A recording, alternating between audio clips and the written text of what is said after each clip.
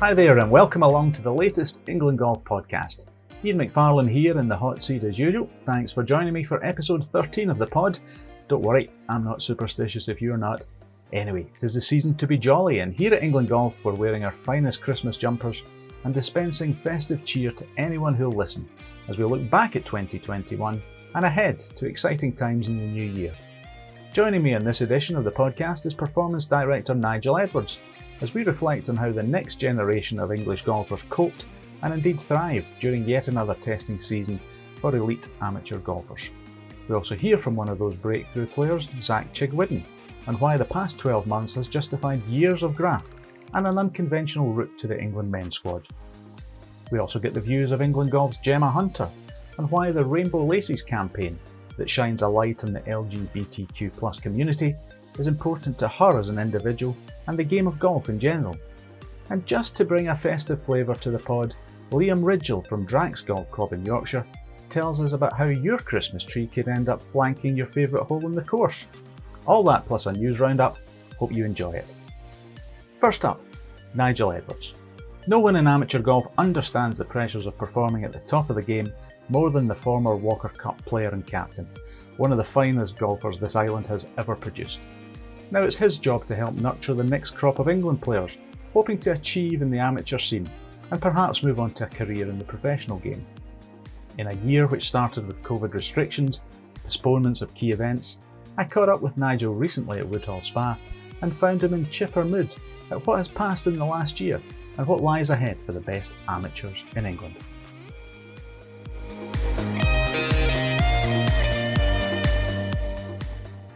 An interesting year again, COVID taking over for the majority and still very much in everybody's minds.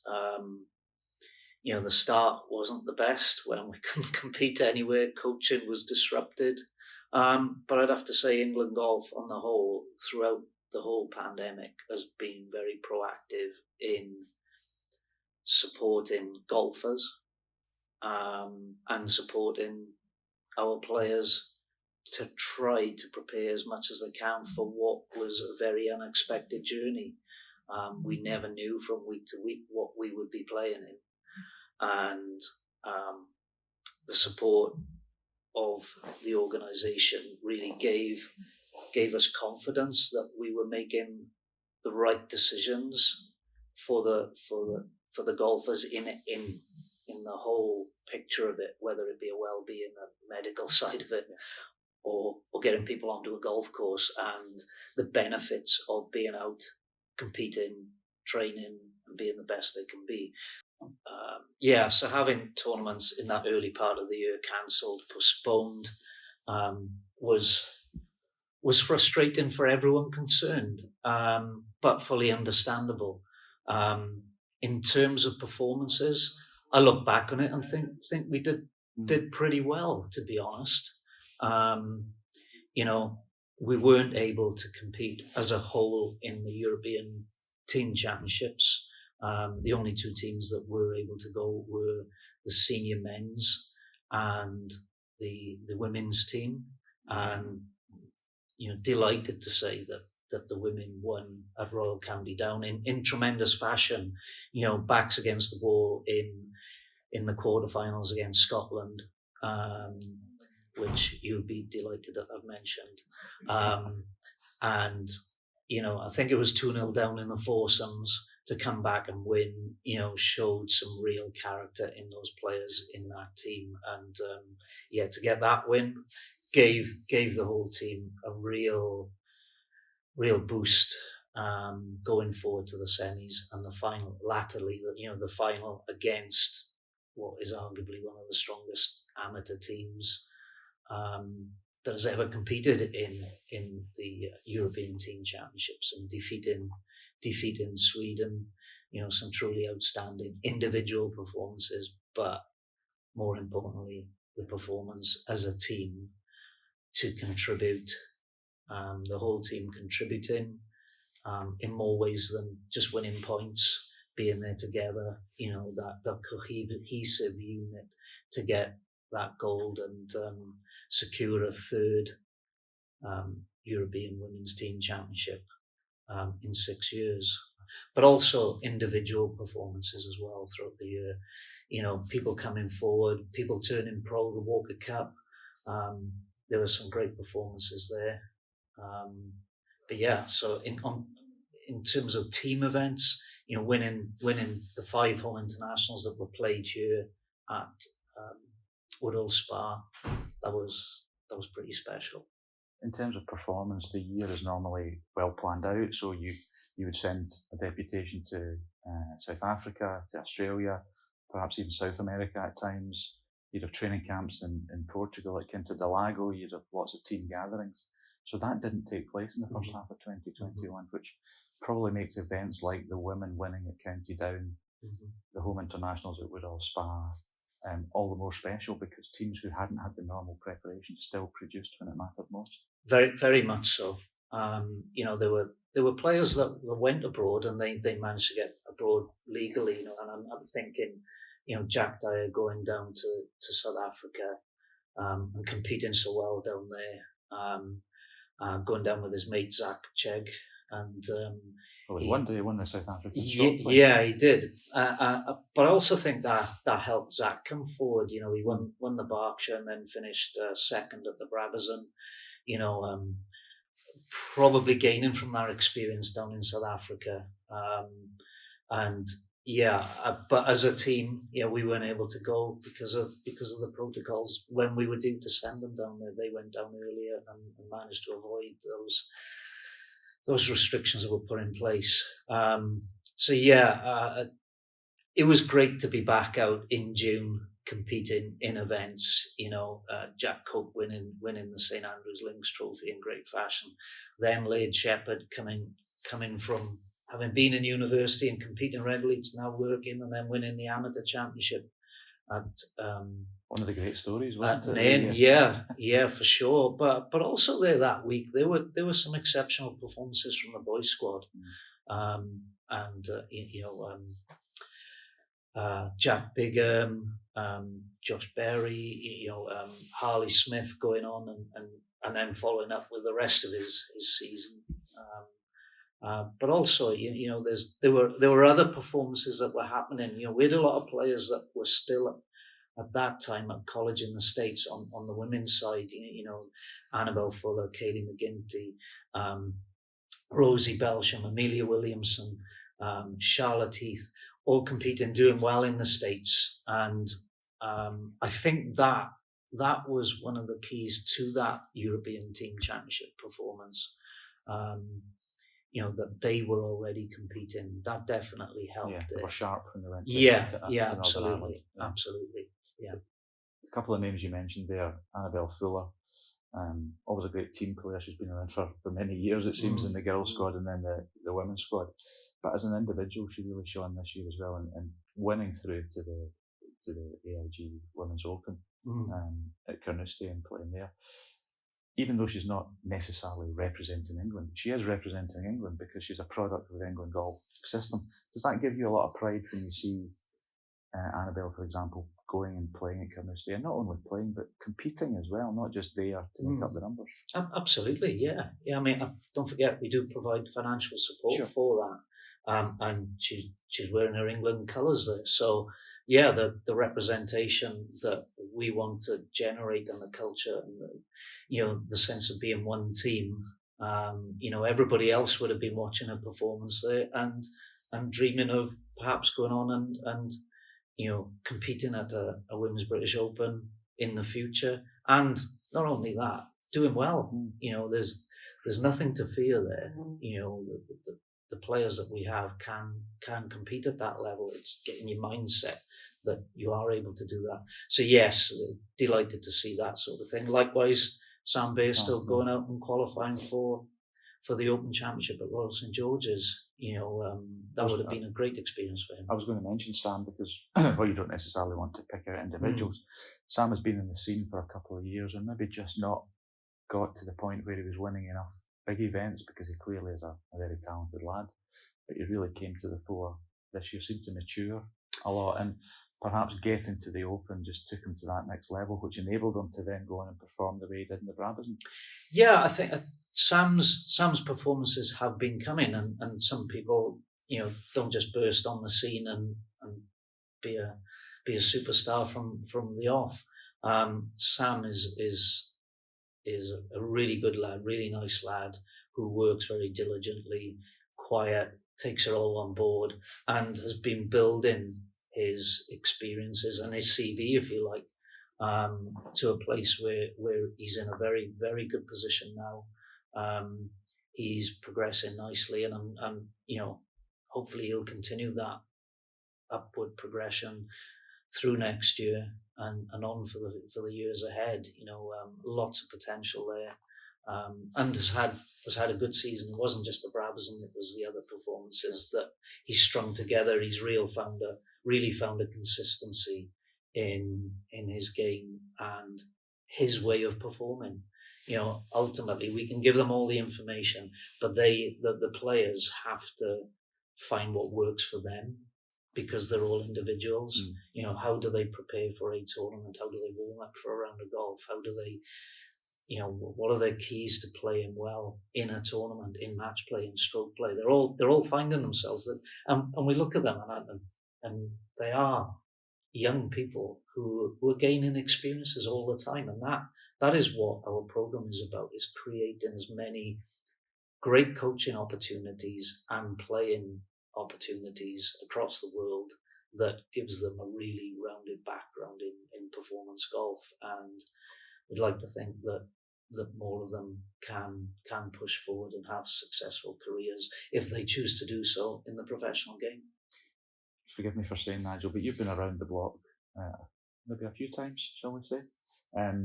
Your experience is perhaps very generous. A kinder way to say it. Do you still get excited when you see the likes of a Harley Smith coming through, Jack Bigham, who's now going to move on to men's golf, a Lottie Wood, a Maggie Whitehead emerging? Does it still give you the same thrill when you see these kids coming through and doing extraordinary things at the age of 15 and 16? You can never tell what they're going to be like when they're 25 and 26, but does it still give you that buzz when you see these kids? Of course it does. I mean, we're only chatting yesterday with Lottie out on the short game area here. 2 years ago when she came into the squad, she was very quiet. Now she's giving as good as she gets out there, to myself and Robbo. So, yeah, I mean, great to see people grow, and not just in the golfing sense, in their maturity and the way they handle themselves and the way they take things on board.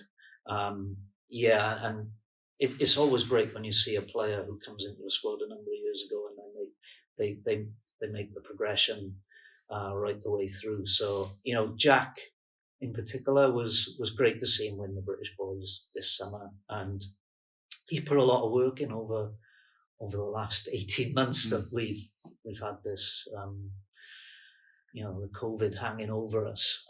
He's a strong lad, and he's working really well to get better.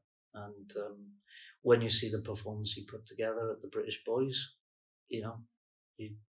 it's there for him, isn't it? Whether he can take the opportunities and take the next step. The platform has been built for 100%. him. Up to him. Yeah, good background, good family support, and we just hope that they continue to enjoy our program, and then when it's time to move on, when they go to college in the States, or whether they get a job or whether they turn professional, they look back on these experiences extremely positively, and we've tried to support them in every sense, multi-disciplines that we do offer. How deep is the talent pool in England just now? Do you think it's as strong as you've known it? Could it be stronger? How do you assess the situation? It can always be stronger. There's no doubt about that. I think there's a lot of potential there. Clearly, the last 18 months has impacted people. It was only when I was at the Home Internationals did I realise that, it's when you see it written down that all these players hadn't represented England before in the men's Home Internationals. That's right. Did you realise that, whoa, that's how many we had turn pro in the last 18 months that haven't been able to represent England in the 2020 European Team Championships or 2020 home internationals. So the last 18 months would have affected lots of players' progress. But we've had the men's. A number of the men came up over the last couple of days. They worked smart while they were here for an Adidas content capture day, and it's great to see them,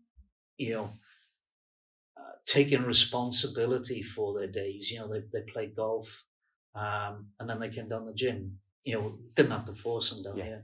It's becoming built in them all, trying to get better. So they see the better players doing it, whether they're on the professional tours or whether they're amateur golfers, and they're realising that going in the gym is not detrimental to their performance. It's now part of their routine, isn't it? It's not just go to the short game area, go to the putting studio. It's come into the gym. It's speak with Dan Coughlin about nutrition. It's speak to other people, experts, psychologists who are around the camp to make them these rounded individuals, because that's what you need. You know better than anyone that you spend time with Tommy Fleetwood. You were at the Olympics. Guys like that only get to that level by being the real deal and the whole package. It's not just because they're technically very good at golf. They have to be smart with their time, smart with how they train, smart with how they do so many things in life. Yeah, how they reflect on their performances and their preparation.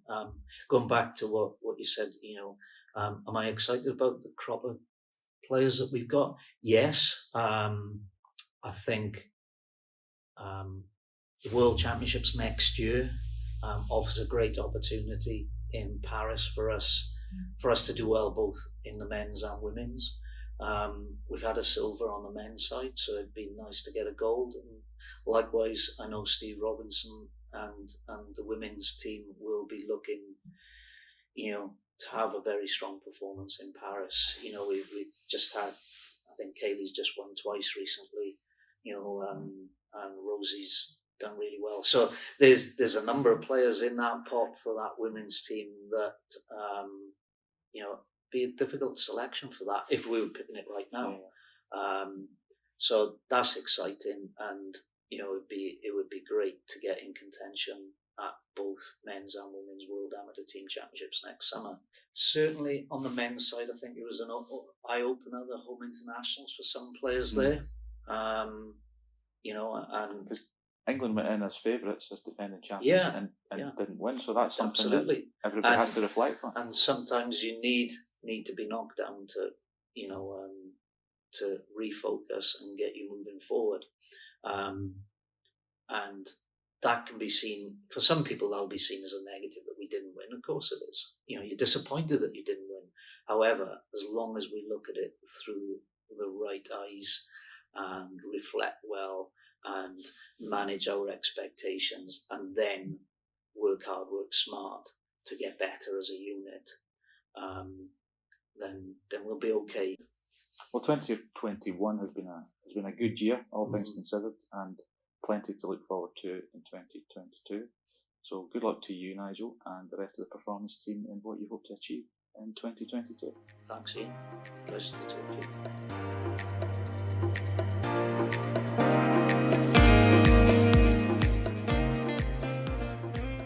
Always good to hear from Nigel there. Some great insight into the performance department here at England Golf as it looks to get bigger and better for 2022. Now, one of the players Nigel mentioned in that interview was Zach Chigwidden. The Essex golfer spent the winter in South Africa and found some hot form in the summer to win the Berkshire Trophy and the South East of England Links Trophy. Zach also gave Sam Bairstow a run for his money before finishing behind the Yorkshireman at the Brabazon Trophy, and was then rewarded for his fine form with a place in England's home international squad that took on Ireland, Wales and Scotland at Hankley Common. Now Zach's in the men's squad for 2022. He's one of the brightest and bubbliest characters around, and he's also driven to achieve in his career, inspired by the past 12 months and where his game can take him in the future.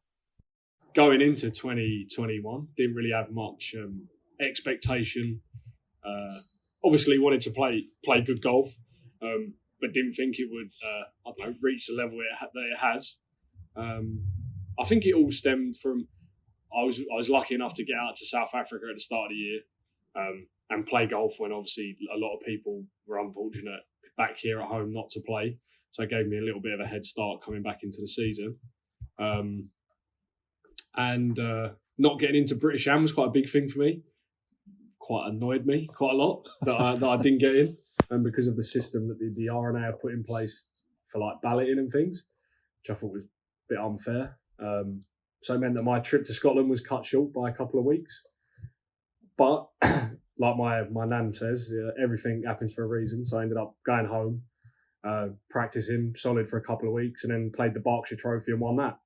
So that was pretty mental, really. Like wasn't sort of well, obviously it was the plan to win an event, but I was planning on playing in the British Amateur, so that was sort of a blessing in disguise not getting in there, really. It's funny how things work out, isn't it? Because that really kicked you on for the season. Had you played in the British Amateur, played at Nairn, it might not have worked out for you that way. 100%. If I'd played at Nairn, who knows? I might not have won anything. Might not have even been lucky enough to get into the men's squad or played the home internationals. So yeah, it was a blessing in disguise, really. And yeah, from there just sort of kicked on. That gave me the confidence, like going on to the next few months. Like I played a couple of weeks later, I played a thing called the East Berkshire Stag, like a 36-hole event, and won that, and that was pretty cool because we were playing with a county. So yeah, that was in Berkshire. So that was it's like a home from home there, really. And then, yeah, just a few weeks off, just kept playing solid golf, and yeah, just sort of kicked on from there. You started the year in South Africa, as you said. You were down there with Jack Cope, who's a good friend of yours, and you doubled up as caddy for him at various points as well when he was doing okay in the South African stroke play. Yeah, me and Dyer, we were out there. That was good fun. That was really good fun. Yeah, both obviously it helped us both that we were both out there because both just feeding off each other, practicing together, playing tournaments, and yeah, we played the South African stroke play, African amateur, and then SA amateur. I got knocked out first round, and then as we were already sharing one car, I said, "Well, I might as well come and caddy for you." And he got all the way to the final, and I'm like unlucky he didn't end up winning the event, but it was a good experience. Like even for me, as sort of being part of it, like getting all the way to the final, that was quite cool. So. I was getting my Jack Copes and my Jack Dyers mixed up there. Apologies to both for mixing them up. In terms of when you came back here, though, and you had the issue with the RNA and it didn't work out at Nairn, but you won the Berkshire, and then obviously the Brabazon Trophy was another huge week for you because you kind of sneaked up in the rails in that event, didn't you? After the Berkshire, it was good fun because it was just like gave me the confidence for the rest of the year, and it like to kick on from there was sort of the main goal, because obviously sometimes you can get stuck into you've won an event, you get a little bit careless, or you don't really practice too hard, and it did really kick me on. And then I played a couple of events like Waterneath Trophy and I can't remember one other, and played okay, nothing too special. But going into Brab, I didn't really feel like I was playing too well. Felt like there's a couple of bad habits were creeping up on me, but I made sure I got there a couple of days early, got to the course, hit some balls, got to grips with the golf course, played a practice round with a few of my friends, so it wasn't too bad. But that, like I said to you in the interview at the Brab, the practice round was ridiculous, like so hard. I thought, oh my God, how am I going to play this golf course? And before you know it, like played 3 solid rounds, and then you shoot a course record in the last round. You think, 4 days ago, I thought this was the hardest golf course I've ever played, and now it's the only course record I've got round one of the toughest golf courses I've ever played.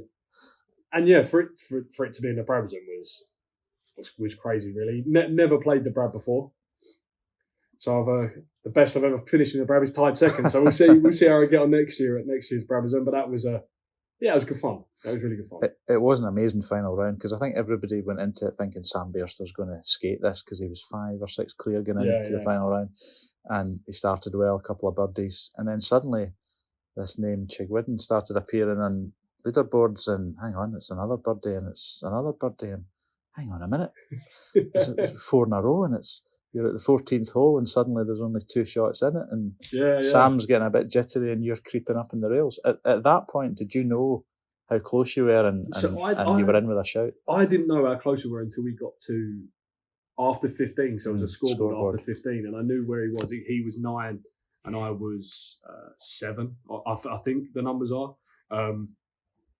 And yeah, it's funny because at the start of the round, I was third from last group, and we didn't have a scoreboard following us. And I thought, that's a bit crap. I don't really. Oh, well, I'll show them. and it was pretty that was cool. And then once you got to 16, there was a big hold up on 16. I remember standing on the tee and the red flag being up, and it felt like the red flag was there forever. I really did think that, oh my God, I'm shaking, I'm getting really nervous. And the 16th tee shot at Ganton is not easy. No. There's no miss. You have to do it the fairway. Stood up there, piped it straight down the middle, and all the nerves went after that.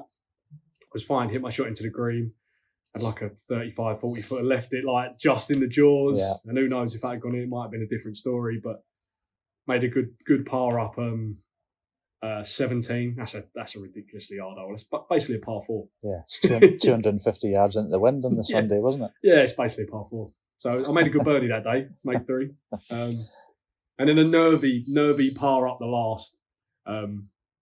It's a little bit hampered by the tree, but I felt like I hit a really good tee shot, but it was a little bit hampered by the tree. But it was a really, really good experience, because that's sort of, I would say, the biggest golf tournament I've ever played in, and to have played in that way was quality. And I'm proud of myself for how I dealt with it, really. Strangely enough, even though you'd won the Berkshire and then finished second in the Brabazon, did you almost take more from the Brabazon because it was an elite event, and because you maybe proved something to yourself in that final day that if you needed to pull a big score out of the bag, you could? Definitely. It's the only time I've ever been going into a final round needing a score. And it's never happened before. I'd never been able to do it. My dad and I have always spoken about it. He said, we've always said, I've never gone, he calls it going deep. I've never gone deep when I needed to. And that was the time when I did. And it really just did kick on from there. And I took more from doing that. Whereas when I won at the Berkshire, I'd never won a big event before. So it was sort of bigger for me to win the Berkshire. But then by doing that at the Brabazon, meant that the full circle was complete. Yeah. The last thing I needed to complete it was that. And then I went on to do that at the South East Links.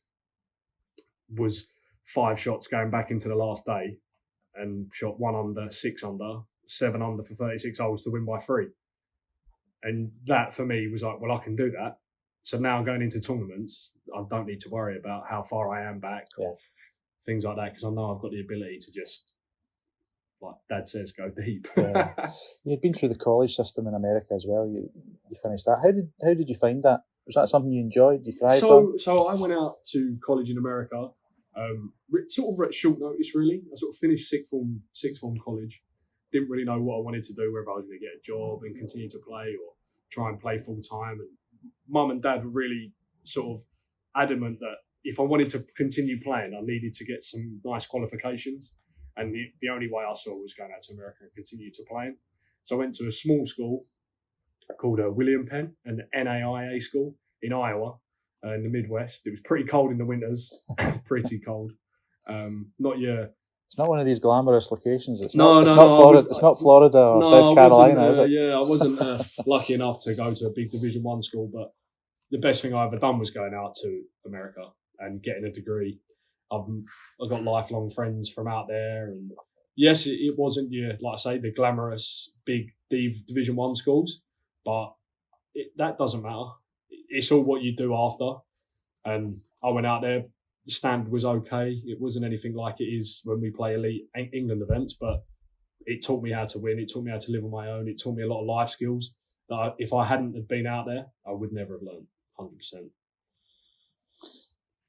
Also part of 2021 was the fact that you did get in the home international squad, and I know you were super excited that week. It was just, even though England didn't win, you were super proud to be part of that England setup. Can you just put into words what that week meant to you? Because you hadn't really come through the system. You'd had such a good summer that you forced your way into Gareth's team and wholly merited to be there, but perhaps a surprise even for you to get the call up. Yeah, it was a bit of a surprise. Like growing up, I've never been part of any England regional squad. Never was never even invited to a regional squad training. Never, only ever been up to Woodall Spa once before with the county. Never even had a look in at being an England player as a kid, and then growing up 18, 19. Only this year has it actually become a thing. And the thing that I like is I forced my way into it. Like I didn't. It's not just being like a progression. It's just right. I need to make this happen, and sort of did make it happen. But yeah, to tee it up and have them call your name like Zachary Chegwidden on the tee representing England, Zachary Chegwidden, you just think this is quite like this is so good. Like, and then to have family, friends, all the people from the golf club come down, and it's tough because you don't want to get stuck in that mindset when you're playing. Like, I want to win. Like, obviously you want to win, and you do. You want the team to win. You want yourself to win, but you don't want to be playing to win so you can show other people that you can win. And that the good thing I did that week was I was only worrying about like myself, and like I said, I really appreciate everyone that came down, and even they said, we don't care whether you win or lose. It was just, for us, it was cool for them to watch me play for England. But it's good in the path that you have followed, because it shows that it doesn't naturally follow that you have to be in a boys' squad, you have to be in a regional squad, you have to follow this set line. You've come in a different route, and you've got to an end point the same as the other guys who have followed a different path, and it shows that there's more than one way to do it. Yeah, and if I was going to say to any kid or any young girl or any young boy that were worried about not getting into England teams and things like that, if you want it badly enough, you'll work hard enough and you will get it, because that's how I've done it. It didn't happen earlier, it happened now, and it's not. I always think you don't want to be the best junior golfer, because that may not mean that you're going to win majors. It does for some people. Look at the guys on tour, but all that matters is you're good when you need to be good. And for me, it was this year. What about 2022 then? What's the ambitions for that year? 2021's been a massive year, a breakthrough year, if you like. So what does 2022 hold for you? A lot more hard work, a lot more time spent sort of on your own, that I like to call it. I would love to represent England in the Eisenhower. I would really like. That would be one of my biggest achievements in golf, obviously before turning pro and things. Because that's like the World Cup, and it really of amateur golf, and that would be the pinnacle. For me, Walker Cup's a bit too far away. It's like the end of 2023. I'm 23 now, 24 next month, and not that obviously age is a big factor, but that's just a bit too far away in my mind. So yeah, play Eisenhower, hopefully home internationals again next year, and hopefully Q School's back on, and then Q School go from there. If not, Sunshine Tour, things like that. But who knows? Things can change. Who knows? We may talk again at the end of next year, and I'm like, right, I want to get in the Walker Cup team. But at the minute, that's not what I'd say floats my boat, gets me out of bed in the morning. The Eisenhower is what will get me out of bed this year, definitely. Well, I've enjoyed following your progress in 2021, Zach, and we'll do it again in 2022. And here's to more success. Perfect. Thank you very much. And yeah, hopefully some more hard work and some more trophies, hopefully.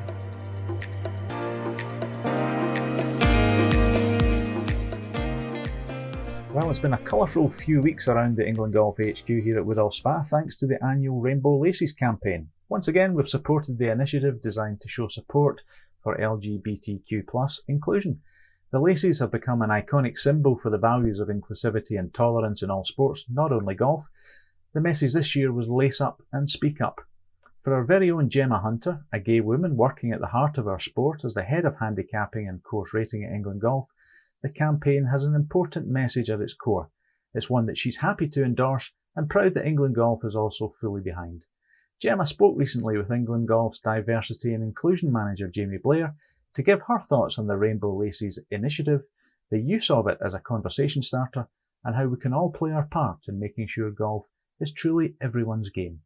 I think from my point of view, looking before we started doing anything for Rainbow Laces, you see it through other sport and primarily football, and the fact that just the support that the Premier League and other football leagues around the country gave to Rainbow Laces, and just that awareness of LGBT in one weekend of football, and it sounds like a really small thing to do, but with everything that goes on in football, sometimes it's probably not the most friendly environment. It's been probably well noted for being quite a homophobic environment, and just for sport and football to turn around and say, actually, there's no place for that. It's about the sport. It's about the game. Everybody's welcome. Football doing that made a big difference, and you see a lot of football clubs now that have that LGBT supporters club or network, that actually it's a really important fixture in the calendar for them to say, yeah, I'm part of that group, and I appreciate what my club's doing for me. And I think for me, golf has never done that before, up until a few years ago. And I think we started just by changing the logo on the website, and I think there was straight away you change the England Golf logo to a rainbow, and somebody says something and you start getting emails in saying why have you changed that. And I think just doing little things at a time for me is just showing that the sport that I love and the organisation that I work for actually understands and appreciates the meaning of it. And it sounds really corny that like a little rainbow flag or is important, but it just highlights the fact that we know that there are people in the LGBT community that play golf, and we do have LGBT staff. So I think for me that's why it's important. It just shows that we do appreciate it, and as a sport we understand. Yeah. And the importance of kind of just starting that conversation, you know, around this, and if you're, I guess, for the opportunity of this, if you're not sure, if you want to know more, I think that's another part of Rainbow Laces that kind of comes out, is that opportunity to kind of educate, you know, not just the clubs, but as you say in football, the supporters, and in terms of us as golf, our staff and our golfers as well. Yeah, I think it's about education, it's about awareness, it's about the ability for somebody to ask a question. I would rather somebody see it and then go, what is this? Why this? What is it about? Than go down the negative route of, well, why on earth have we done that? I'd rather somebody actually ask, because then you can start to educate.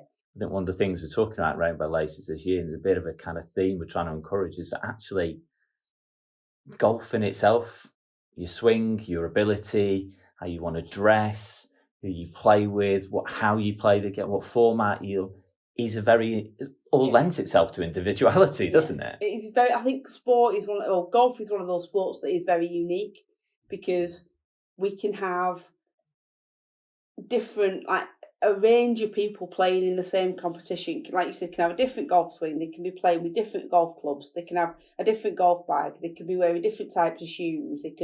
Some are wearing loud trousers. Some are wearing like regulars, like chinos, or some people wear shorts in the middle of winter. Not mentioning any names for certain staff members that have been doing that recently. Well, I'm just glad of where we're recording this that we didn't bring anything up about jazzy trousers, but we'll move on.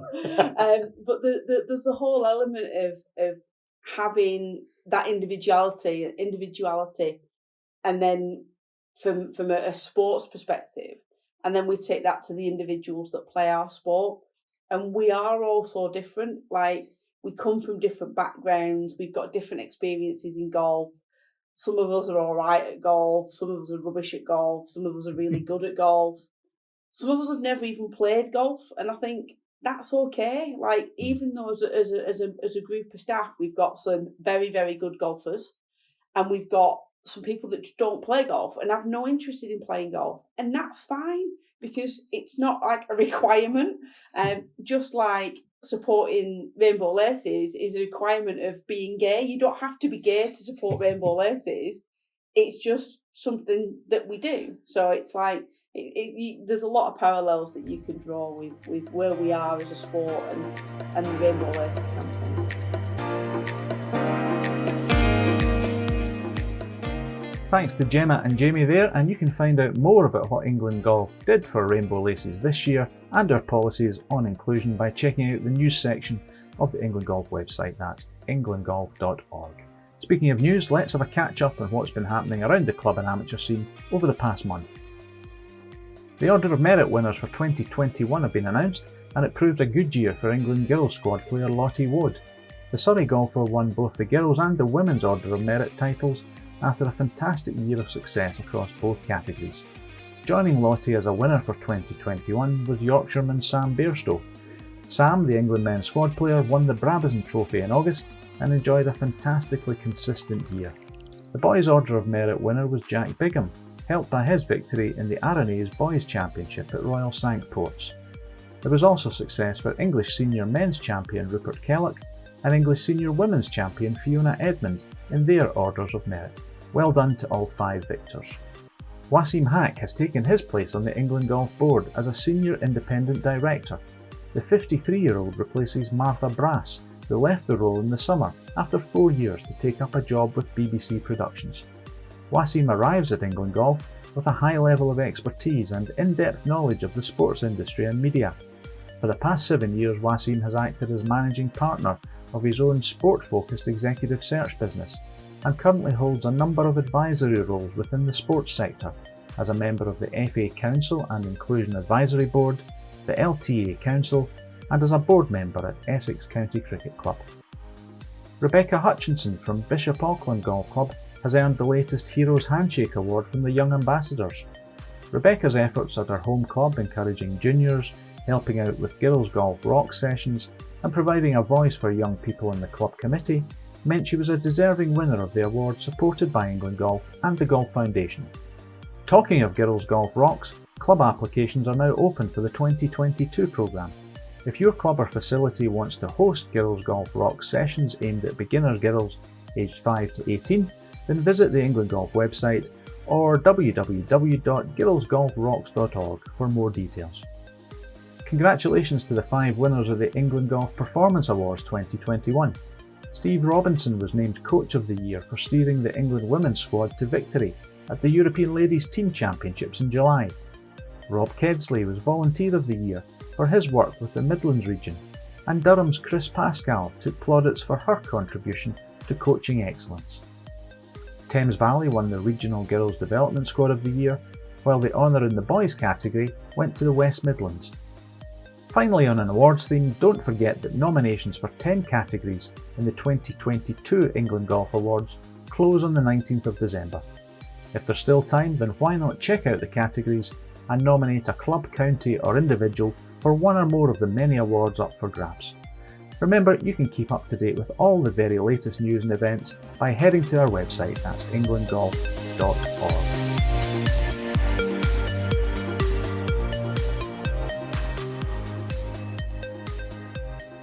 Now, Christmas is just around the corner, and at Drax Golf Club in Yorkshire they're hoping for plenty of gifts this year. But it's not selection boxes or novelty socks. Instead, they're looking for golfers and members of the community to donate their Christmas tree to the club after the festivities. Now, Liam Ridgill, who's the secretary at Drax Golf Club, joins us now. Liam, compliments of the season to you.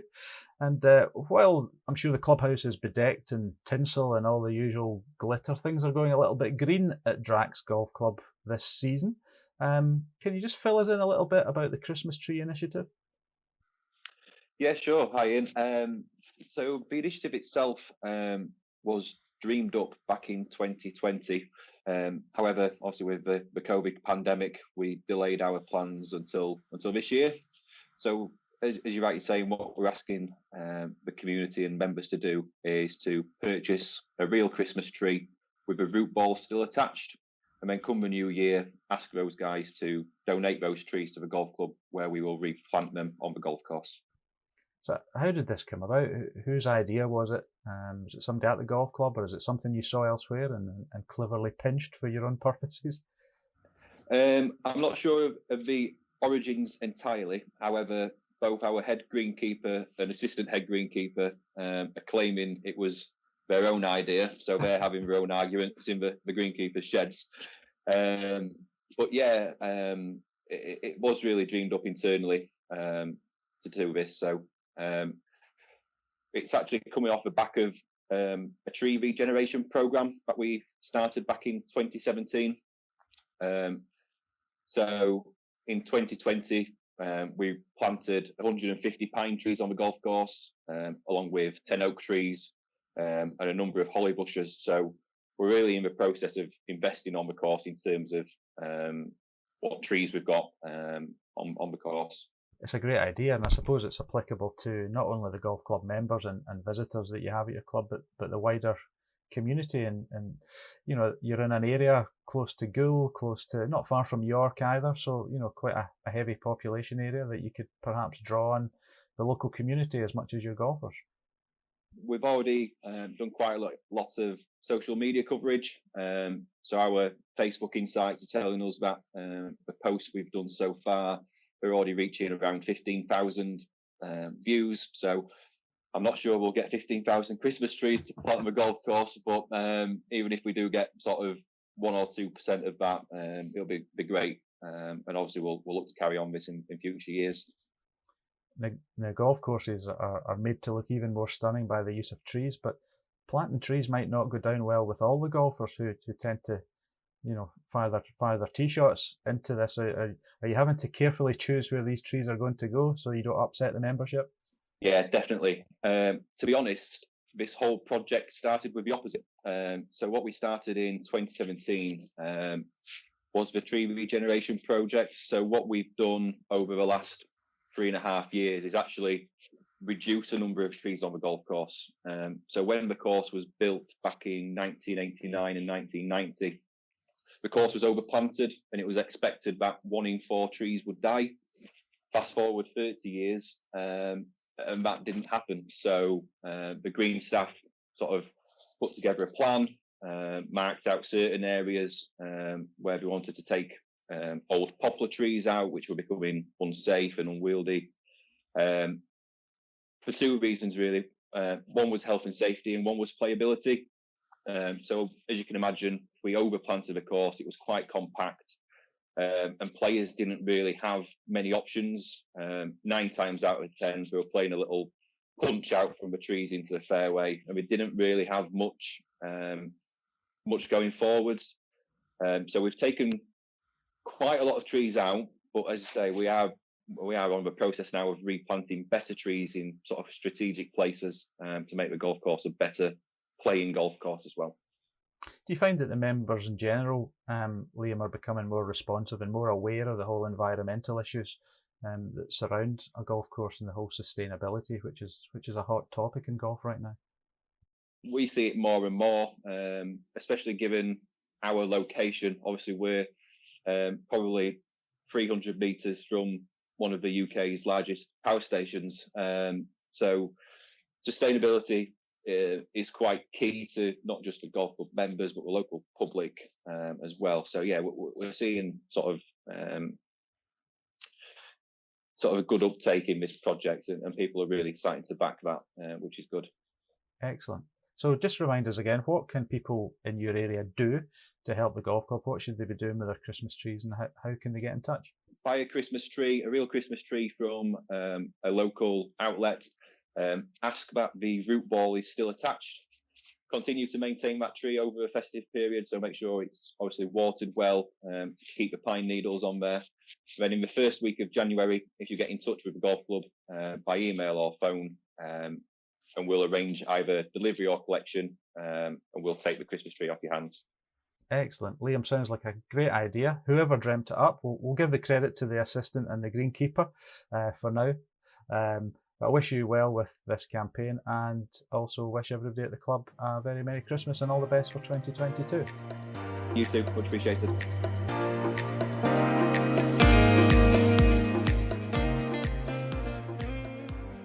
There you go then. Enjoy your Christmas tree and then donate it to Drax Golf Club, and then try and avoid it when playing as a visitor or member next summer at the course. Seriously, those 6 million Christmas trees head to landfill every year, so if we can replant just a fraction of these in our golf courses, it would be a fine idea.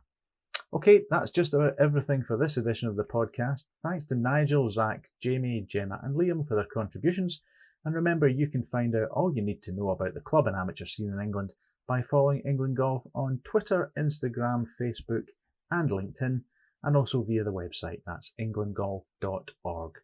Finally, thanks for listening to the podcast this past year. Enjoyed your company, have a great time over the holidays, and we'll leave you for 2021 with a word from the England Golf Chief Executive, Jeremy Tomlinson. Hello everyone. With our holiday season quickly approaching, I just wanted to post a short message acknowledging the end of 2021, which of course was another pandemic affected year, which, after the lockdown months had passed, did actually transpire into another positive year for golf, with so many people being able to enjoy the social, competitive and of course health and well-being benefits of playing our wonderful game. Our golf club memberships continue to fill. Our green fee visitor numbers increased greatly as well. But probably the most important part of our participation stats for 2021 has been, no matter what, has been the inclusivity. And it's been no matter what your age, your gender, your ability or your ethnicity. So many more people have been able to enjoy our game, which has been just fantastic. I did want to reach out to everybody connected, whether being an employee or a volunteer, for all your efforts, wherever you are, no matter what facility you're at, for all of the efforts that you make to continually provide the opportunity for so many people to enjoy our game. So a huge thank you to you. And finally, I just want really just to wish you all a very, very, very Merry Christmas and holiday season, and look forward to I hope what will be is a great 2022 when we can go out and do it all again. So take care, everybody, and have fun. Take care.